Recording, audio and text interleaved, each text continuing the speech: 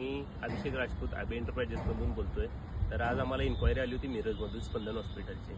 आज आम्ही इथं आलेलो आहे फायरची एएमसी चेक करायला। तर आम्ही आज फायरमध्ये एएमसीमध्ये काय काय चेक करतो आणि काय काय पाहिलं जातं याच तुम्हाला मी दाखवतो। तर हे ॲड्रेसेबल फायर अलार्म पॅनल आहे। इमर्जन्सी सिच्युएशनमध्ये स्टाफला आणि पेशंटला अलर्ट करण्यासाठी पॅनल इन्स्टॉलेशन केली जाते। तर हे चालू आहे का नाही हे चेक करण्यासाठी एएमसीमध्ये बघितलं। त्याला म्हणतात हॅकन पॉईंट, त्याला म्हणतात कोर्डरी, त्याला म्हणतात हे इमर्जन्सी सिच्युएशनमध्ये ऑपरेट होतं का नाही, हे रील ओपन होते का नाही, हे डोर ओपन होतं का नाही, हे एमसीमध्ये चेक केलं जातं। यामध्ये काय लिकेज आहे काय, पाण्याचं प्रेशर बरोबर आहे का नाही हे चेक केलं जातं। सिलेंडर पण चेक केलं जातं।